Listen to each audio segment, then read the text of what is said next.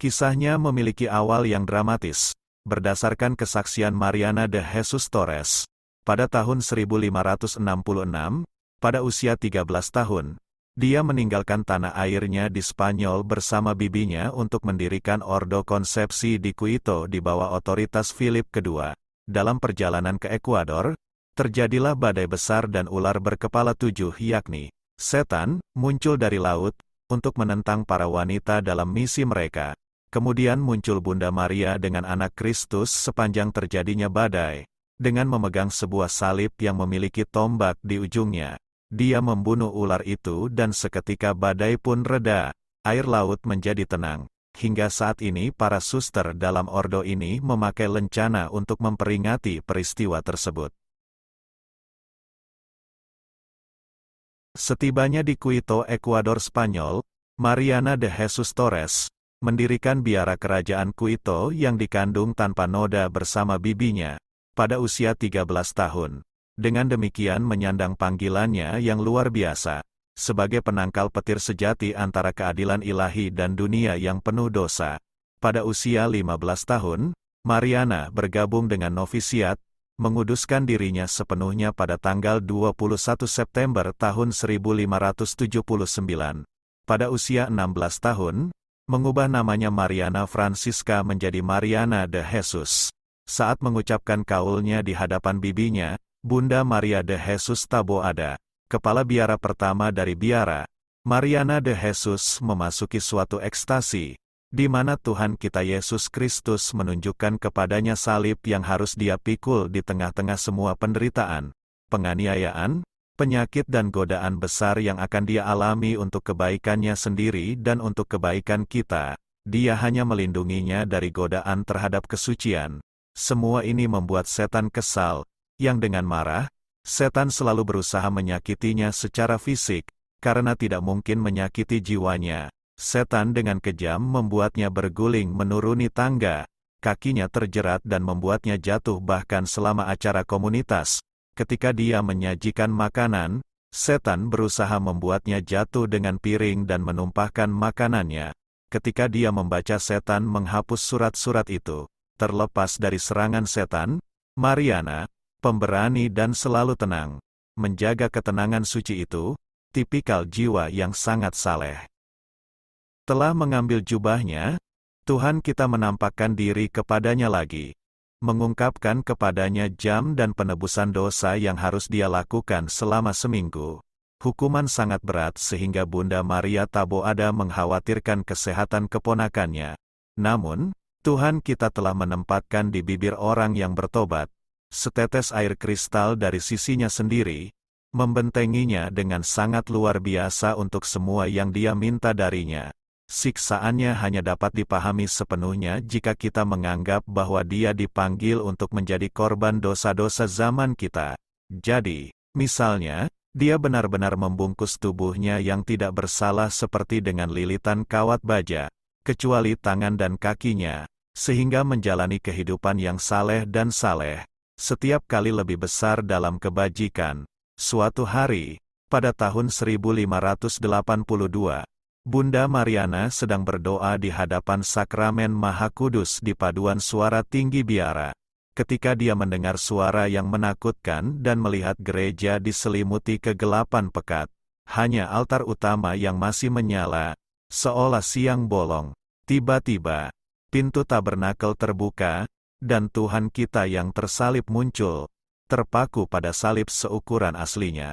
Perawan terberkati, Santo Yohanes Penginjil dan Santa Maria Magdalena tetap bersama, seperti di Kalvari. Sementara Bunda Maria menangis dengan air mata mutiara, Mariana bertanya apakah dia yang harus disalahkan atas hal ini, dan Bunda Maria menjawab, "Tidak, bukan kamu, tapi dunia kriminal abad ke-20. Kemudian dia melihat 3 pedang tergantung di atas kepala Tuhan kita, masing-masing dengan tulisan. Pedang yang pertama berkata, "Aku akan menghukum bitah." Pedang yang kedua, "Aku akan menghukum penistaan." Dan pedang yang ketiga, "Aku akan menghukum kenajisan." Kemudian perawan terberkati berbicara kepada biarawati itu, "Putriku, Apakah kamu bersedia mengorbankan dirimu untuk orang-orang berdosa? Mariana menerimanya. Segera ketiga pedang itu, menyerangnya dengan keras, menusuk dan menancap ke dalam hatinya, untuk keselamatan banyak jiwa, tetap tak bernyawa di kaki Tuhan yang bersakramen. Keesokan harinya, Mariana, yang biasanya dia selalu menjadi yang pertama hadir dalam semua kegiatan komunitas, saat ini tidak muncul. Kepala biara dan biarawati lainnya mencarinya. Mereka menemukan tubuh Mariana di tempat paduan suara bawah. Dengan sangat sedih mereka membawanya ke selnya, menempatkannya di tempat tidurnya. Dokter, bernama Sancho, dan para biarawan Fransiskan, yang di bawah asuhannya terletak biara Conceptas, segera dipanggil. Don Sancho membenarkan kematian biarawati suci yang merekomendasikan penguburan yang layak di luar biara. Penduduk Quito dan sekitarnya berteriak-teriak di depan pintu biara untuk melihat jenazah dermawan yang mereka cintai. Bunda Mariana menjadi terkenal karena telah membantu banyak orang dengan nasihatnya, penebusan dosanya, doanya, dan bahkan dengan keajaibannya. Dalam kematiannya, Mariana dihadapkan hakim ilahi, yang tidak menemukan kesalahan apapun pada dirinya. Hakim ilahi berkata kepadanya, "Datanglah, kekasih Bapakku, dan terimalah mahkota yang telah kami siapkan untukmu sejak awal." Dia sedang berada dalam kebahagiaan yang tak terlukiskan, di pengadilan surgawi di hadapan Tritunggal Maha Kudus dan Perawan Tersuci. Sementara itu, di bumi, Bunda Maria Taboada, semua religius, serta para bapa Fransiskan dan masyarakat Quito, menaikkan doa ke tahta yang maha tinggi. Para bunda biara tidak dapat membayangkan hidup tanpa siapa yang menjadi penangkal sejati keadilan Tuhan bagi komunitas mereka. Mereka menangis, meminta Tuhan untuk mengembalikan Mariana. Mendengar permohonan anak-anaknya di bumi, Tuhan kita menghadiahkan Mariana dengan dua mahkota.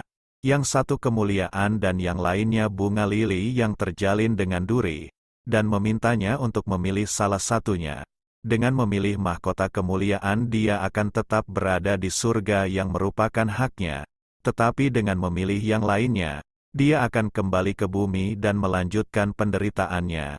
Biarawati yang rendah hati itu kemudian meminta mempelai tercintanya untuk memilihkan. "Tidak Tuhan," kita menjawab. "Ketika aku mengambilmu sebagai mempelaiku, aku menguji keinginanmu, dan sekarang aku ingin melakukan hal yang sama." Kemudian Bunda Maria yang Maha Kudus turun tangan sambil berkata, "Putriku, aku meninggalkan kemuliaan surga dan kembali ke bumi untuk melindungi anak-anakku. Saya ingin kamu meniruku dalam hal ini, karena hidupmu sangat diperlukan untuk ordo yang dikandung tanpa noda, milikku." Penderitaan bagi masyarakat di abad ke-20 nanti. Bunda Maria melanjutkan, "Jika pada saat ini tidak ada jiwa yang mau mengorbankan kehidupannya, dan mengikuti teladanmu untuk menenangkan keadilan ilahi, sebab jika tidak, akan dikirim api dari surga dan membakar untuk memurnikan penduduk Quito." Mengetahui bahwa kehendak ilahi adalah kembalinya dia ke bumi, Mariana meminta kepada Bunda Maria semua keberanian dan pengetahuan yang diperlukan untuk membentuk dan memenangkan jiwa bagi Tuhan di dalam dan di luar biaranya.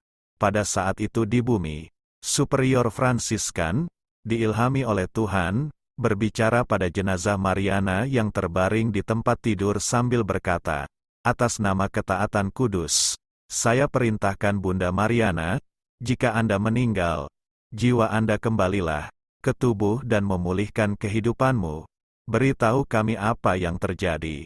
Mariana membuka matanya, bibinya ibu kepala biara dan Dr. Don Sancho menghela nafas keheranan. Kemudian Mariana memberitahu Bapak Kepala semua apa yang dia tinggalkan di surga. Kemudian dia akan melanjutkan kehidupan kontemplatif dengan perhatian dan dedikasi yang lebih besar. Pada malam tanggal 17 September tahun 1588, ketika dia berdoa, dia menerima luka suci Tuhan Yesus di tangan, samping dan kakinya, menyebabkan rasa sakit yang luar biasa sehingga dia harus dibantu untuk mencapai tempat tidurnya. Stigmata muncul di telapak tangan dan telapak kakinya, seperti luka paku, tanda merah yang sangat dalam muncul di sisinya seperti luka tombak. Penyakit itu berlanjut dan tubuhnya berubah menjadi luka tunggal. Dalam rasa sakit yang luar biasa, dia tidak mungkin menelan makanan dan dia tidak bisa menggerakkan bagian tubuhnya. Tuhan kita menarik penghiburan, meninggalkannya untuk menderita rasa sakit sebagai orang yang terkutuk. Namun, Mariana tidak pernah berhenti berdoa dan terutama dia tidak pernah meninggalkan doanya pada tengah malam dan jam 3 dini hari. Menambah penderitaannya, iblis itu melakukan segala cara untuk menggodanya, mengisyaratkan bahwa hidupnya tidak berguna.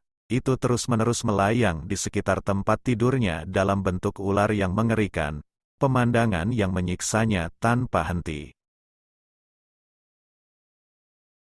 Selama pencobaan yang mengerikan ini, yang telah berlangsung selama 5 bulan, iblis berusaha sekuat tenaga untuk membunuhnya sebagai martir. Mariana dibawa ke contoh-contoh di mana semua tindakan kepahlawanan dalam perjuangannya melawan kejahatan tampak baginya sebagai kejahatan, perbuatan baiknya tampak baginya sebagai pekerjaan kebinasaan, dan panggilannya sendiri baginya adalah penipuan dan ilusi yang sia-sia. Dia menyaksikan penglihatan tentang neraka itu sendiri dan percaya dia yakin akan ajalnya sendiri. Sudah merasakan keterpisahan jiwanya dari tubuhnya dan jatuh ke dalam api abadi. Melelahkan satu upaya terakhir, dia memanggil perawan terberkati dengan mengatakan, "Bintang laut, Bunda Maria tak bernoda.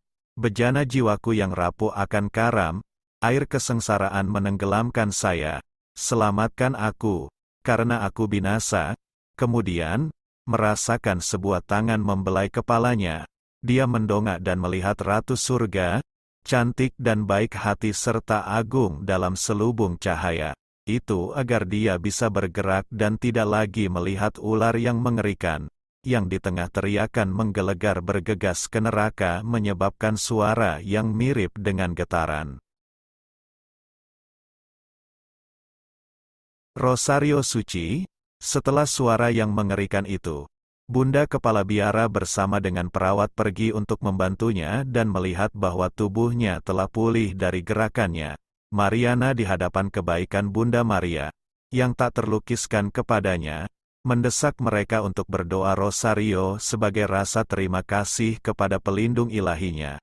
Mariana yang religius kemudian menyanyikan litani Lauretana, diikuti dengan penuh sukacita oleh mereka yang hadir yang tidak pernah merasakan hati mereka dirangkul oleh cinta kepada Tuhan, seperti pada saat-saat luhur di mana mereka berdoa bersama dengan hamba Tuhan.